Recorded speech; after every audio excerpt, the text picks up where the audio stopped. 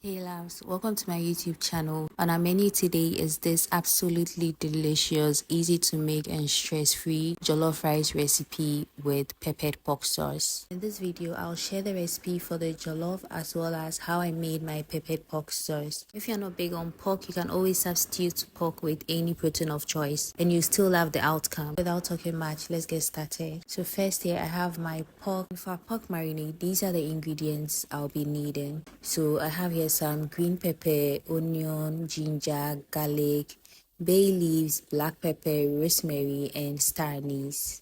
I'll transfer these ingredients into my blender, add enough water and blend till it is nice and smooth. Once that is done, I'll pour that all over my meat and then go ahead to season with some stock cube and salt to taste. I'll add a tablespoon of curry powder to that as well. I'll give that a thorough mix, cover with this lid and transfer that onto a cooker and cook on low heat in its own juice for roughly 10 minutes or 10 to 15 minutes, just so that the pork can absorb the flavors from the marinade proper. After the said duration, I'll go back, check on my pork and add enough water just so the pork can cook through thoroughly. Also, just so we can build enough stock for our jollof. We are going to cook this for roughly 20 minutes on medium heat. So after 20 minutes, this is what our pork looks like now. It is cooked. I'll set that aside and now we can start with our jollof. For our jollof, I'll be going in with regular oil and some coconut oil just to get a nice nutty flavor. For the purpose of building flavors, once my oil is sizzling, I'm going to go in with some bay leaves, green scotch bonnets, star anise, and rosemary. So that I'll also add some sliced onions. I use one large onion for this. So you're going to fry our onions till it caramelizes.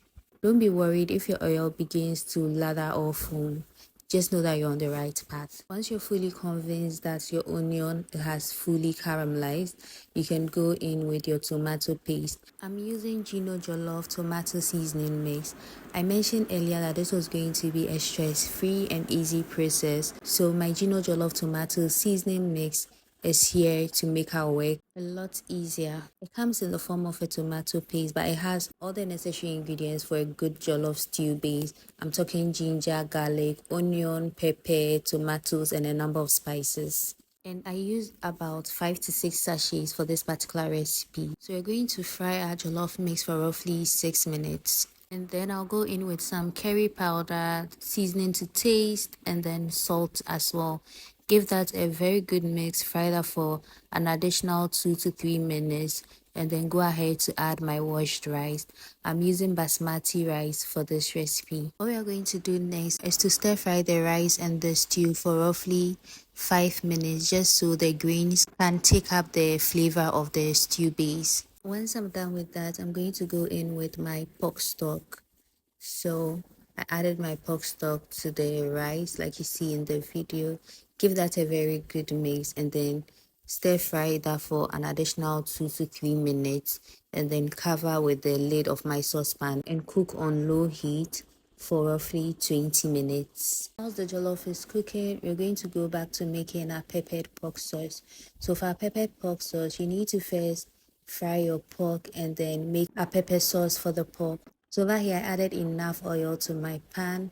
Once it was hot and nice, I went in with the pork and then we're going to fry that till it's nice and golden on all sides. And then we'll take that out and set that aside for later. We are all done with frying the pork now.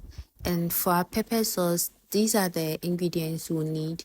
So I have some green scotch bonnet, green pepper, spring onions, garlic, ginger, bay leaves, and onion. I'll transfer these into my blender, add enough water, and then blend till it is nice and smooth. For our pepper sauce, I'm going to still use the same oil I used to fry my pork. I added a blended mix to the oil and some seasoning to taste. For seasoning, I went with some stock cube and salt, and then fried the sauce for roughly 5 to 10 minutes till oil begins to surface at the top of the sauce. This is how you know your green pepper sauce is ready. Once it's ready, I'm going to go ahead to add my fried pork to that. To that, I'll also add some vegetables. For my vegetables, I'm adding some carrots, green pepper, and onions. Feel free to use any vegetables of choice. Next, give that a very good mix and then allow the vegetables tender up a little. This should take roughly 3 minutes because you don't want your vegetables to be overly cooked. And that's it for our peppered pork sauce. So now it's time to go check on our jollof, and it looks really good. Obviously it's not cooked.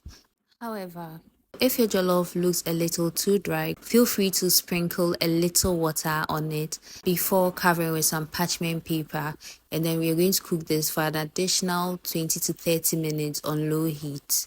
Don't worry too much about whether I added water or not. The steam is going to do the cooking for us just fine. So this is our last and final check on our rice, and I'm loving the outcome.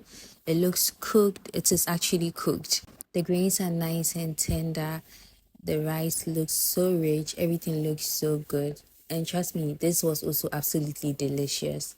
So I'm just going to go right ahead to plate it. So I decided to plate this in a pack for just shaggy reasons. Anyway, so I plated my jollof with some peppered pork sauce. This sauce was absolutely delicious. Again, feel free to substitute pork with any other protein of choice, and the outcome will still be really good. I added some fried plantains, some vegetables, and mayonnaise. Anyways, we've come to the end of this video. If you found this video helpful, if you found it useful, kindly subscribe to my YouTube channel for more delicious recipes from me. Thank you very much for watching, and bye.